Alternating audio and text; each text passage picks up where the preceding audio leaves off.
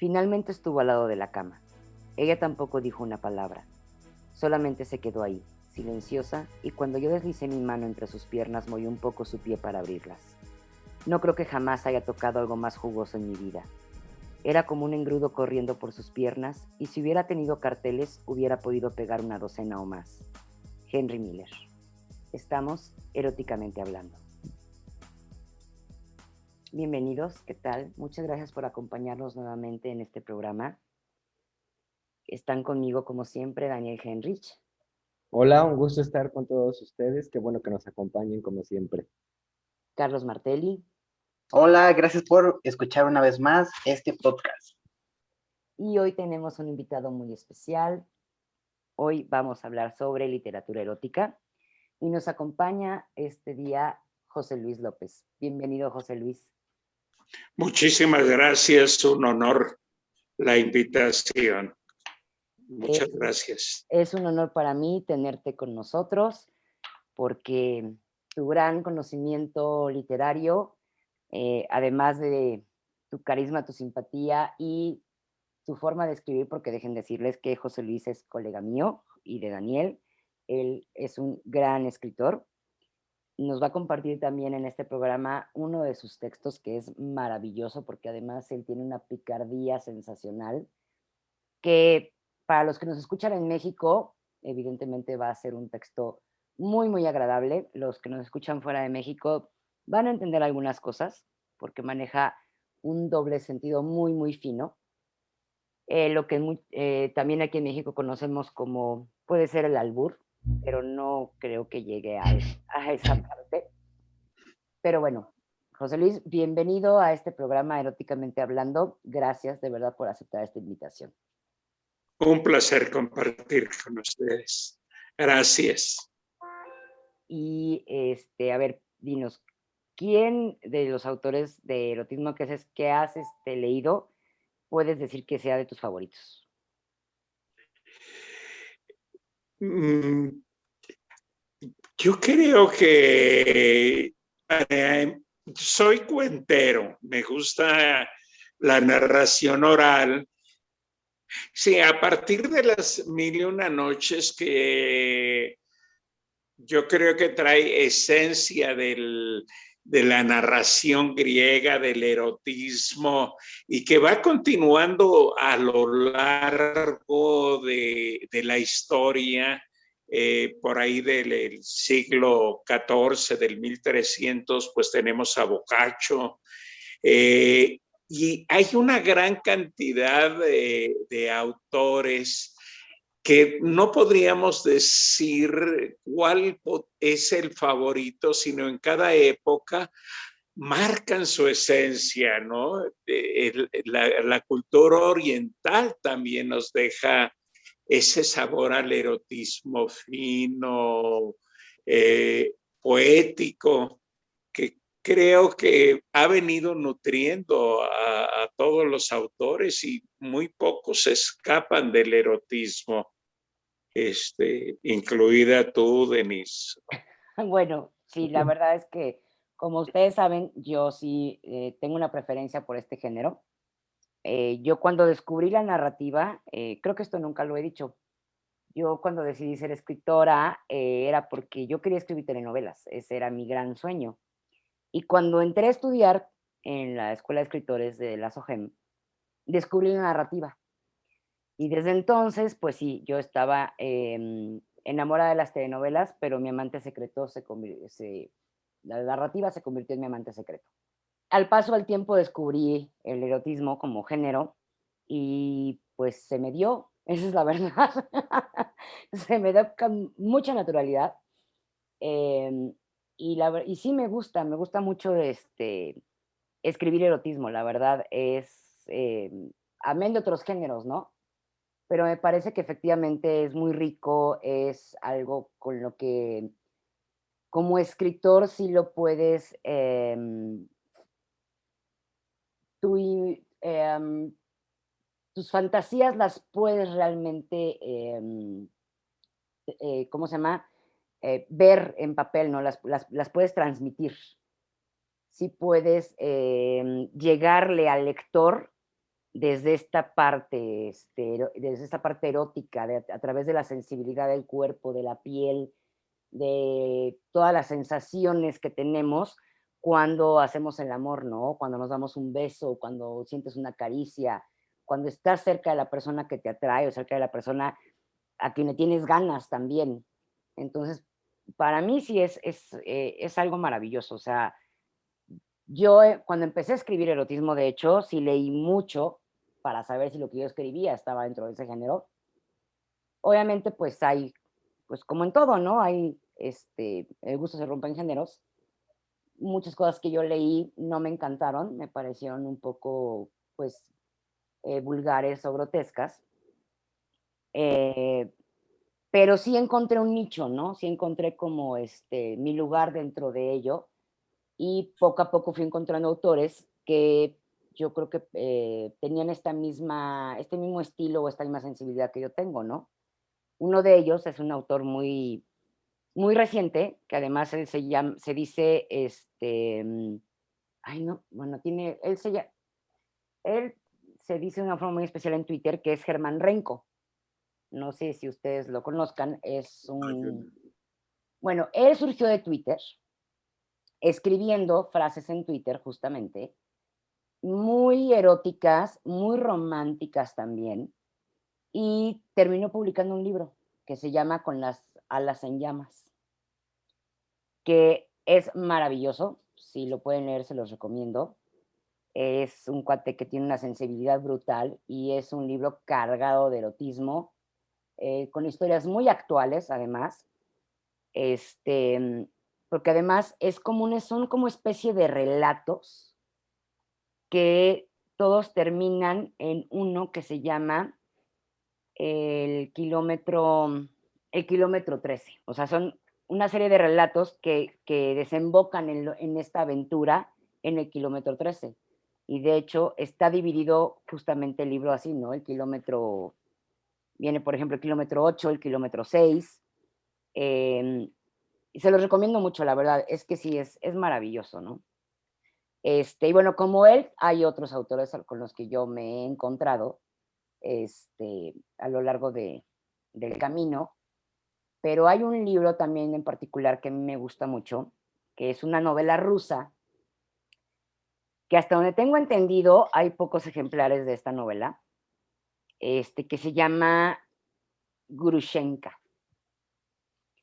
Tres veces mujer. Este, Esta edición es de 1966 y fue una primera edición en España, además. Si pudieran ver el libro, se darán cuenta que está incluso hasta amarillo. Y es justamente sobre se desarrolla en Rusia, justamente, y es de una mujer que llega a un prostíbulo donde, pues, practica lo que es el sadomasoquismo, ¿no? Se puede decir que es como si fueran las 50 sombras de Grey, pero en la época de los Ares. Y es maravillosa, la verdad es que sí es maravillosa, o sea, es una novela, a mí me encantó porque además, a diferencia de estas otras novelas de ahora, ¿no? Eróticas como la que acabo de citar, en esta historia, eh, más que la cuestión del dolor o de los golpes o esto que se vive dentro del sadomasoquismo, es cómo ella trata de salir de esta prisión, ¿no? Porque está como esclavizada además. O sea, ella se convierte en una esclava sexual dentro de este prostíbulo. Entonces, la verdad es que sí, es una muy buena historia. No sé si la puedan conseguir o no, pero es de mis favoritas.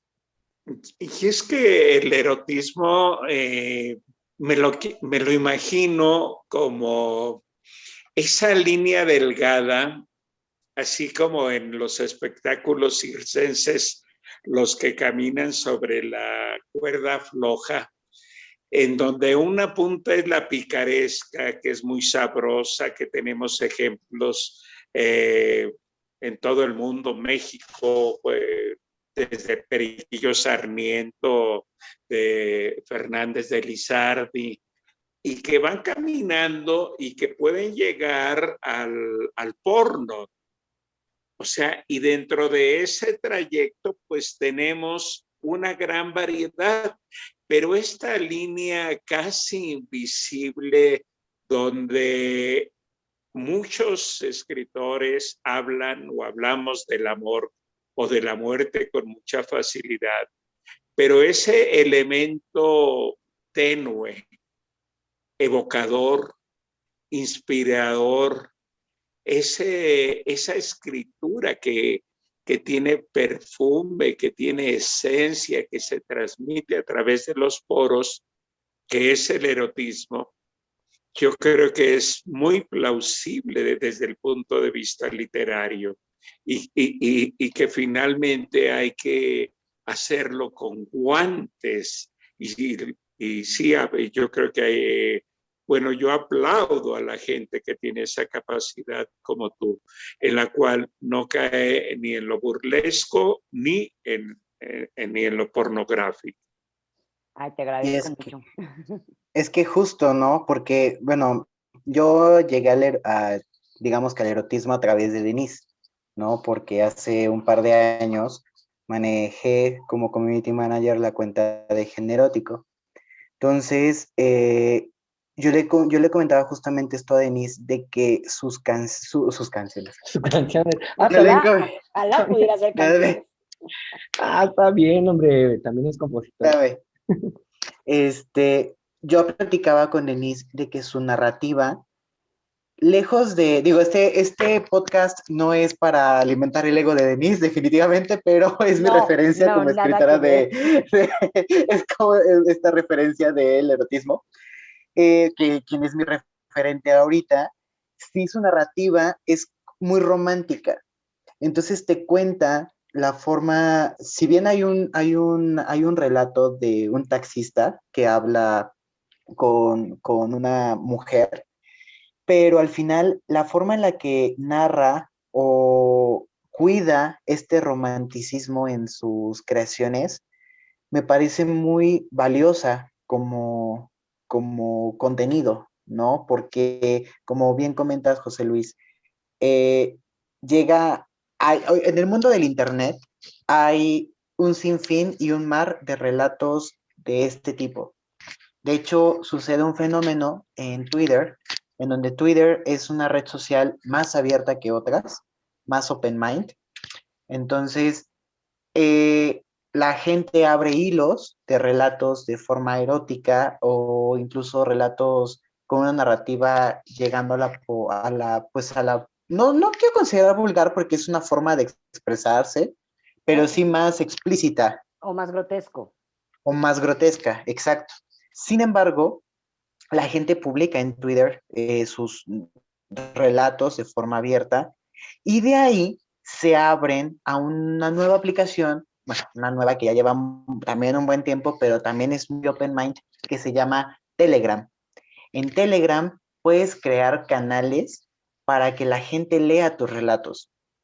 Entonces, incluso hay gente que cobra una suscripción para que les pueda enviar este relato de forma, digamos, de forma electrónica a través de canales de Telegram. Entonces, suscripciones muy económicas de 100 pesos, 200 pesos, pero es una mensualidad. ¿Y por qué no se lo habías dicho a Denise? Ya estoy viendo Está perdiendo dinero. Qué bueno Vamos a abrir eróticamente hablando. Que eres mi community manager, ¿eh? Qué bueno. No, es que hay mucho que dar todavía. Pero ya, nuevo proyecto ahorita, eróticamente hablando, un canal de Telegram. Ahorita que decías eso, Juan Carlos, digo, no sé, a ver, José Luis y Denise que tienen más conocimiento en la escritura erótica, no sé si cuando desconectas lo que es la pasión, el amor cuando estás en el sexo y se pierde esta conjunción. No sé si ahí es donde llegue a caer tal vez un poco en la pornografía. Digo, no estoy seguro ustedes que han leído más eso. O o esto es lo que hace que sea erótico y que no se sienta burdo la conjunción de las dos partes. Y Yo ahorita que no, decía Juan Carlos, eso me llamó la atención. yo no creo que tenga que ver con la compenetración o sea, con la combinación del amor o el sexo. Yo creo que más bien es el manejo del lenguaje. Yo no creo que tenga nada que ver con esta conjunción del amor o del sexo, sino más bien es con el lenguaje, con el manejo del lenguaje. El español es un idioma sumamente rico, en el que tenemos muchos vocablos, o sea, puedes crear metáforas, puedes crear imágenes, puedes hacer una combinación de palabras y no tienes que decir todo literal. Entonces, para mí tiene que, en ese sentido es donde puede ser o burdo o pornográfico, o puede ser fino, puede ser cachondo, erótico, o incluso hasta, o sea, por ejemplo, el texto que cita Juan Carlos, el del taxista, ¿no? O sea, está desde el punto de vista de un taxista. El lenguaje de un taxista, evidentemente, pues sí, también eso hasta cierto punto puede ser vulgar, ¿sí? Pero tampoco tiene que ser con 40,000 groserías en todo momento. Eso es algo que el escritor, o sea, en mi caso, yo cuido o cuidé en ese texto, pero tiene que sonar a verdad, tiene que sonar a que sí es un cuate que maneja un taxi. Es que mira, por ejemplo, en cuestiones de, voy a citar un texto que se llama Despertar, que lo pueden encontrar en generótico.com. Dice, la miel entre tus piernas no deja de correr. Parecía un manantial inextinguible de que anhela ser bebido. Tus caderas tienen la urgencia de mecerlo dentro de ti, pero prometiste esperar y dejar que sea él quien dé las instrucciones. Si te das cuenta, obviamente habla de una eyaculación femenina, la miel entre tus piernas y todo. Sin embargo, no cae pues en lo explícito, ¿no? En lo grotesco. Entonces, me falta darle tono a mi lectura, yo sé, no soy actor, pero cierto romanticismo y cierto tono, pero, o sea, hay que, Denise, al menos como escritora, y ahorita pues tenemos la fortuna de que es la conductora del programa, pero cuida mucho esta parte de las palabras románticas, no sé cómo llamarle, ¿no?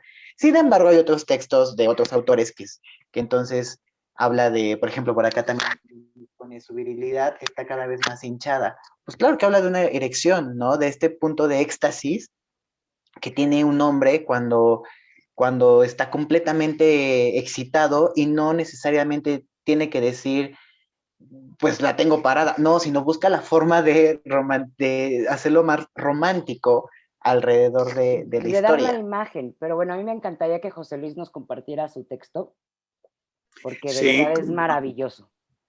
mira, si tú me lo permites, dentro de lo que están platicando, me gustaría compartirle rápidamente un texto del siglo XI que se llama El pez frío de Lady Onogoro. Es un cuento erótico del Japón para que puedan los Nuestros quienes nos escuchas. escuchan puedan compararlo con la literatura actual. Se los comparto. Hanako significa hermosa como una flor. Era una joven bella, amable y condescendiente. Tenía un amante extremadamente escrupuloso, pulcro y medio maniático, tanto que gustaba de hacer el amor con guantes. Antes de tocarla, el hombre vigilaba personalmente su baño y exigía que se tallara con piedra de pies a cabeza, se depilara hasta el último vello y enjabonara cuanto pliegue y orificio había en su bello y esbelto cuerpo. Todo esto sin una palabra de afecto o de aprecio por sus encantos. En el jardín de Hanako había un estanque donde nadaba una carpa enorme y venerable. A pesar de sus 40 años de existencia, el viejo pez no tenía ninguna de las mañas del meticuloso enamorado de Hanako. Por el contrario, era fuerte como un atleta y lleno de consideración, como deben ser los buenos amantes. No era por lo mismo que ella lo prefería como compañero. La joven disfrutaba sentarse a la orilla del agua y al llamarlo por su nombre, él subía a la superficie a jugar con ella. Una noche, después de recibir las higiénicas caricias del hombre con guantes, salió al jardín y se echó a la orilla del estanque a llorar. Atraído por los sollozos, el gigante pez subió del fondo y, acercándose a la mano lánguida que tocaba el agua, le chupó uno a uno los dedos con sus fuertes labios. Hanako sintió que su piel se erizaba y una sensualidad desconocida la recorría entera, sacudiendo hasta la esencia misma de su ser. Dejó caer un pie al agua y el pez besó también cada dedo con la misma dedicación, y luego la otra mano y el otro pie, y enseguida ella puso las y la carpa frotó las escamas de plata en su vientre contra la y se dejó caer al estanque abierta y blanca como una flor de loto, mientras el atrevido pez rondaba en torno a ella, acariciándola y besándola y obligándola a abrir.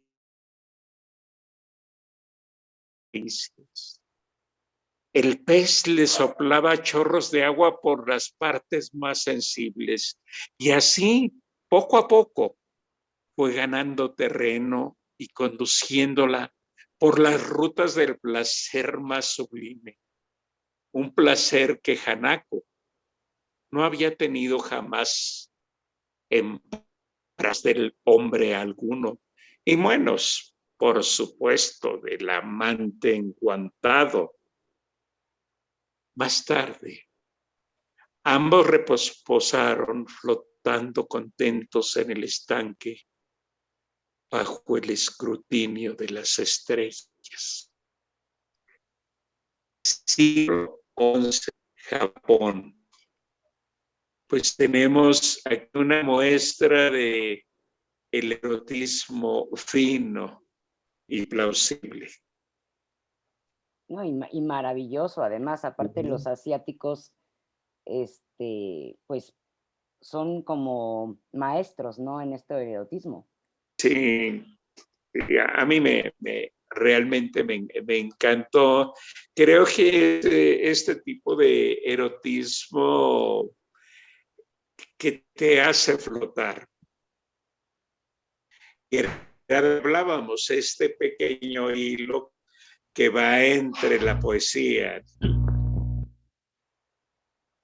¿Qué te pasó? ¿Qué te pareció, Daniel? No, me encantó como lo acabas de decir, José Luis. No hay necesidad de palabras burdas, no hubo necesidad de especificar, digamos, de una forma cada parte en cuestión literal, sino la misma poesía te va llevando al erotismo, o sea, el pez, cómo se enamoran, cómo la hace suya. Sí, sí, mira, yo les quisiera compartir, si es oportuno, 2 siglos después, siglo XIII, bueno, siglo XIV, y por 1333 a 1335, en los tiempos en que se da la peste bubónica, y que, bueno, sucedía lo mismo ahora, y parece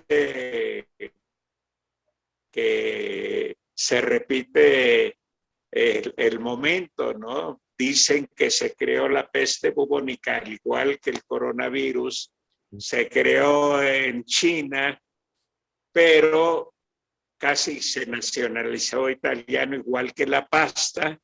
La consumen mucho los italianos y la reparten por el mundo, igual que el coronavirus.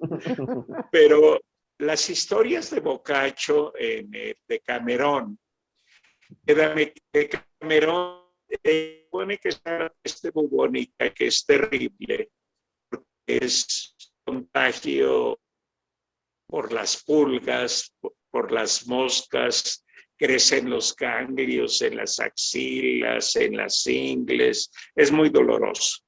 Entonces murió mucha gente por ese entonces unas 7 mujeres y 3 hombres que eran novios, amantes o algo, deciden retirarse al campo para escapar de la peste bubónica. Y ahora que estamos en estos momentos de reflexión medios encerrados, pues me gustaría compartirles otra historia de ese entonces.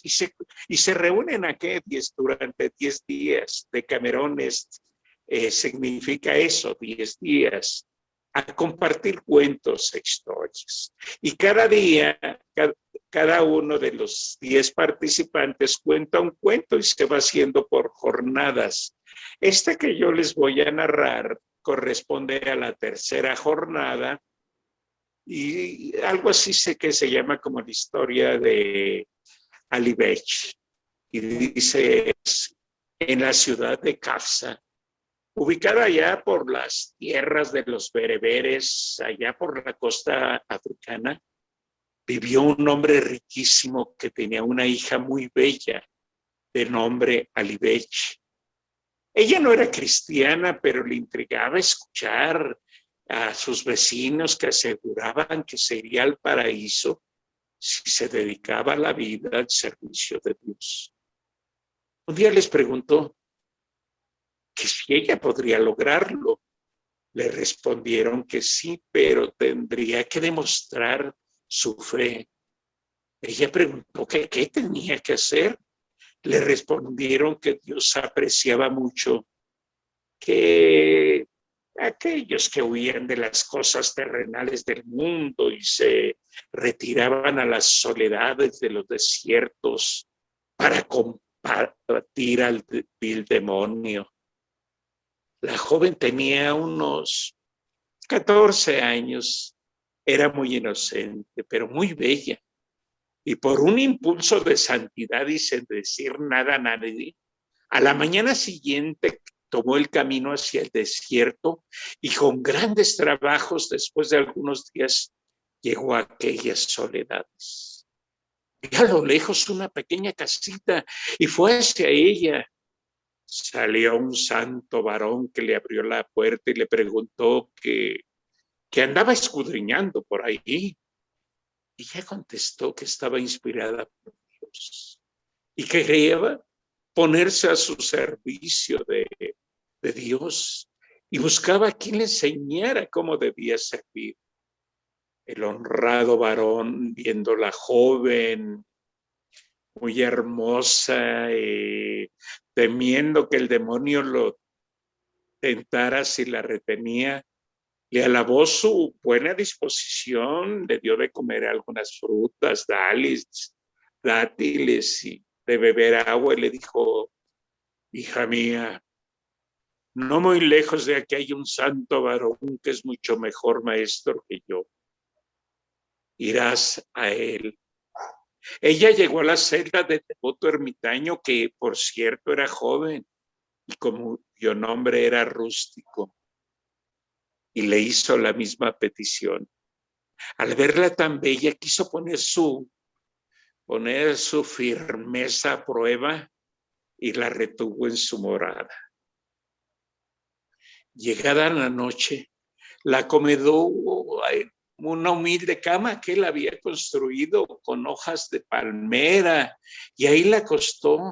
No pudo luchar contra estas fuerzas y se entregó como cocido. Volvió las espaldas a su santidad y dejando a un lado los pensamientos santos, las oraciones, las disciplinas, se dio ante la juventud y la hermosura de Ali Bech, y para esta que no la viera como un hombre disoluto, pensó cómo llegar a ella. Le preguntó que si había conocido a un hombre. La respuesta tan ingenua hizo que se ganara su voluntad bajo el pretexto de servir a Dios. Y sin muchas palabras le enseñó que el enemigo de nuestro Señor era el diablo.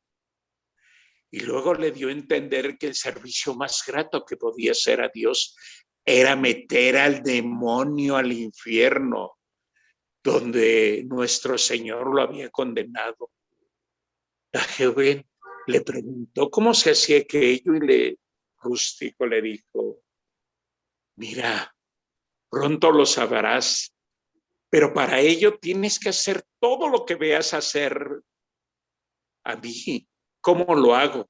Y empezó a desnudarse con todos los pequeños y pocos vestidos que tenía. Se quitó la sotana. Bueno, se quedó completamente desnudo y pues la muchacha, buscando la santidad, pues también se desnudó. Él después también se puso de rodillas como a rezar y ella frente a él, también hincada. Entonces Rústico sintió más que nunca cómo se inflamaba su deseo al verla tan hermosa. Y sucedió. Sucedió la resurrección de la carne. Alibesh, mirándola y maravillándose, dijo, Rústico, ¿qué es esto que veo? Que sí, que se te sale hacia afuera y mira que yo no tengo. Oh, hija mía, es el diablo del que te he hablado. Ya ves, me causa una grandísima molestia. Oh, alabado sea nuestro Señor, dijo la joven. Estoy mejor que tú porque no tengo yo ese diablo. Dices bien, le contestó Rústico, pero tienes otra cosa que yo no tengo. Y Dios te ha mandado aquí para la salvación de mi alma, porque el diablo este tormento, apiádate de mi sufrimiento, permite que lo meta al infierno. Me darás a mí grandísimo consuelo y darás a Dios un gran paso. Si para ello has venido a estos lugares, como dices, oh Padre mío, dijo la joven, pues yo tengo el infierno, que se haga tu santa voluntad. Hija mía, bendita seas, vetámoslo, para que el diablo me deje estar tranquilo. Y dicho esto, le enseñó qué hacer para encarcelar al diablo. La joven, que nunca había puesto en el infierno a ningún diablo, la primera vez sintió un poco del olor, por lo que le dijo a Rústico, Padre mío, mala cosa debe ser el diablo, que aún en el infierno duele como cuando se mete dentro. Hija mía, no sucederá siempre así. Y para que aquello no sucediese, 6 veces lo metieron ahí, tanto que por aquella vez le arrancaron la soberbia de la cabeza y de buena gana el diablo se quedó tranquilo. Pero cuántas veces cobraba valor el diablo, la joven siempre dispuesta y obediente a quitársela. Y sucedió que el juego, bueno, le empezó a gustar y comenzó a decir a Rústico, veo los zombies sabios, los hombres sabios de allá de Capsa, decían la verdad, que el servir a Dios es una cosa muy dulce. Y en verdad no recuerdo cosa alguna que yo hiciera con tanto deleite y placer como es el meter el diablo en el infierno. Y con ello me parece que cualquier persona que si no sirve a Dios es como un animal sin raciocinio. La joven se convirtió en devota y así muchas veces a Rústico le decía, Padre mío, yo he venido aquí para servirle a Dios y no para estar ociosa. Vamos a meter al diablo al infierno. No sé por qué el diablo se escapa del infierno. Si el infierno lo recibe tan gozosamente, de buena manera, que no debiera salirse nunca. El hermano Rústico, le comentaba al que el diablo no había que castigarlo, meterlo en el infierno, más que cuando él por soberbia levantara la cabeza. Y nosotros, por la gracia de Dios, tanto le hemos desganado que ruega a Dios quedarse en paz.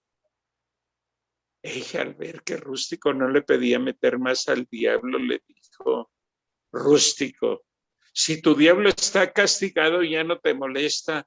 A mí mi infierno no me deja tranquila. Así que con tu diablo me ayudas a calmar la rabia de mi infierno, como yo con mi infierno te he ayudado a quitarle la soberbia a tu diablo. Agua y era de lo que mal vivía, pues mal podía responder a estos envites. Y le dijo que muchos diablos querían poder tranquilizar el infierno, pero pues él haría lo que pudiese. Y así alguna vez la satisfacía, no era tan raramente que, pero era así como arrojar un haba en la boca del león de la joven. Pero sucedió allá en Cafsa, que un incendio quemó la casa del padre y murió toda la familia de la joven. Y así que Alibesha quedó como heredera. Un joven se enteró, Nirvalí, que había gastado todos sus bienes en suntuosidades, pero se enteró de que estaba viva y se propuso buscarla y la encontró y le dijo que tenía que regresar para tomar posesión. Pero él tomó también posesión de la mujer y del patrimonio, fue heredero, se casó con ella. Las mujeres allá en Kafsa le preguntaron a Libechi que cómo servía a Dios en el desierto, si no habiendo todavía acostado con Nirvalí. Ella le dijo cómo le hacía para poner al diablo en el infierno y que Nirvalí había cometido un gran pecado con haberla arrancado de tal servicio que estaba prestando allá en el desierto a favor de Dios. Las mujeres le preguntaron, oye, ¿y cómo se mete al diablo al infierno? Obviamente la joven les platicó con gestos, palabras, posiciones, cómo se hacía. Ellas se rieron y creo que todavía se siguen riendo a carcajadas. Pero no estés tan triste, le dijeron las señoras. Nirvalí es joven y bien servirá contigo a Dios nuestro Señor en este caso. Luego, diciéndosela a una y a otra en la ciudad, hicieron famoso el dicho que el más agradable servicio a Dios pudiese ser el meter al diablo en el infierno. Y este dicho pues ha cruzado los mares y nos ha llegado pues prácticamente a todas partes. Y pues el único consejo es que pues a las jóvenes que nos están escuchando, estas jóvenes damas que deben necesitar la gracia de Dios, por favor, señoritas, jóvenes, mujeres, aprendan a meter al diablo al infierno, porque no hay cosa más grata a Dios y tan agradable. Dios esté con ustedes y con su espíritu. Buenas noches, soy José Luis López. Ay, José Luis, no inventes, qué bárbaro. Ay, no. Yo quiero un diablo. Por dos. No, pero ahora quieren diablos de acompañantes y dejar la propina en el buró, pues así no sé. Es un servicio a Dios, ¿por qué no? Ay, no. Ay, me encantó, José Luis, me encantó, de verdad. Entonces aquí tenemos un ejemplo entre la picaresca la imaginación, lo que comentaba Carlos, cómo está sugerido, cómo puede ser picante, erótico y con una calidad enorme. Y estamos hablando del siglo XIV, 1340, 1350, ¿no? Es Sí, un, no, es o un sea, excelente ejemplo del erotismo a lo largo de nuestra literatura. no, sí, es maravilloso. Sí, sí, Y sí. bueno, pues me encantaría, por favor, que cerráramos con tu texto porque el tiempo se nos está acabando. Pues mira, si quieres, Este, lo hacemos, no sé si el tiempo se acaba, pues así ¿Nos sirve que aceptas vuelves otra a invitar, invitación? pero si no, yo con mucho gusto aquí le hacemos el servicio.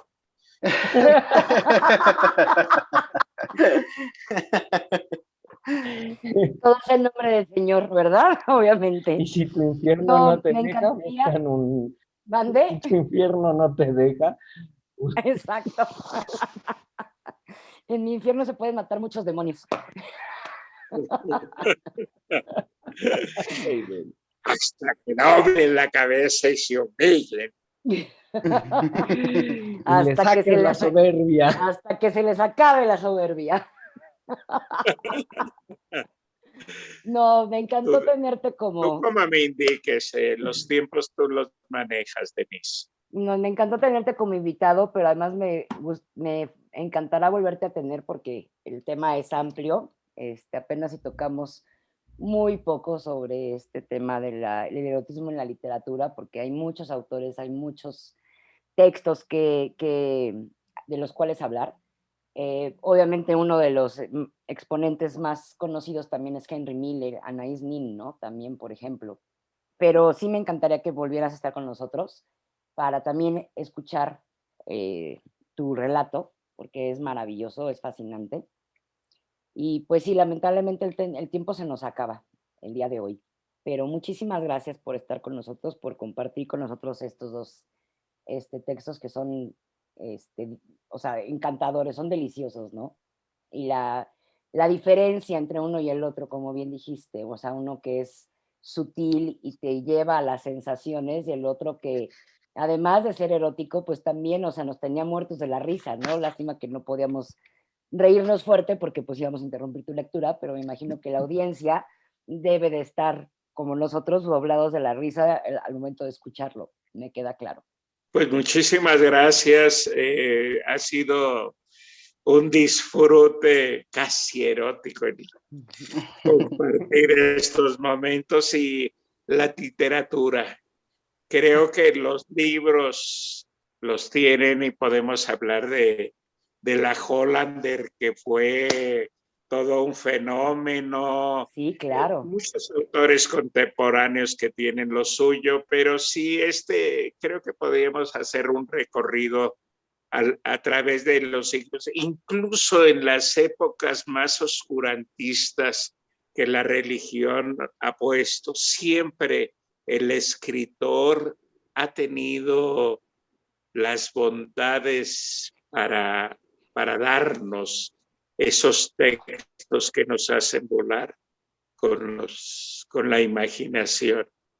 Así es que muchísimas gracias, muy buenas noches, un placer Carlos, un placer Daniel compartir este tiempo y muchas gracias a Denise por invitar.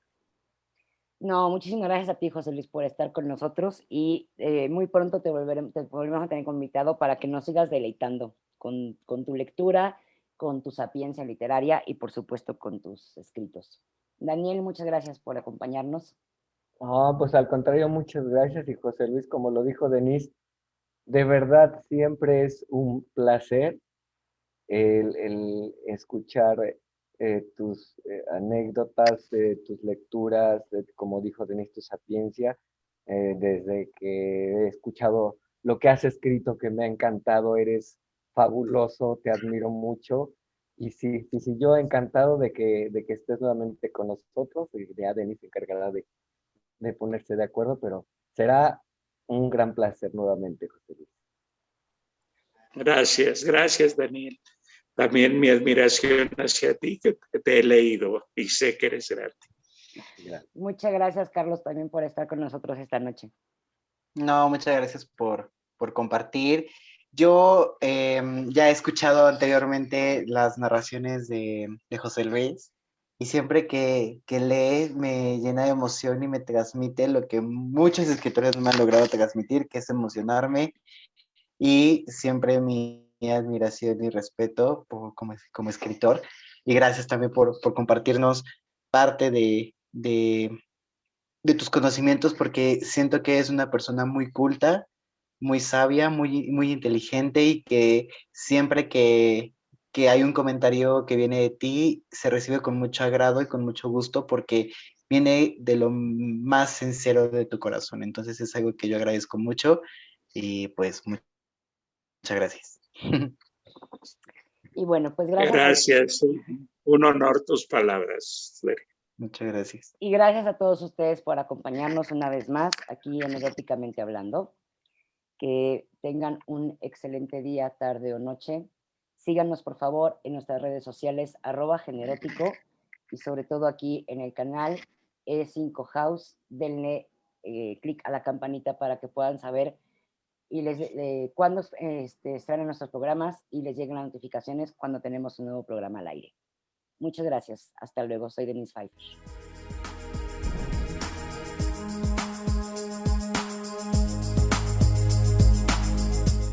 Eróticamente Hablando tiene un regalo para su audiencia femenina. Espéralo pronto.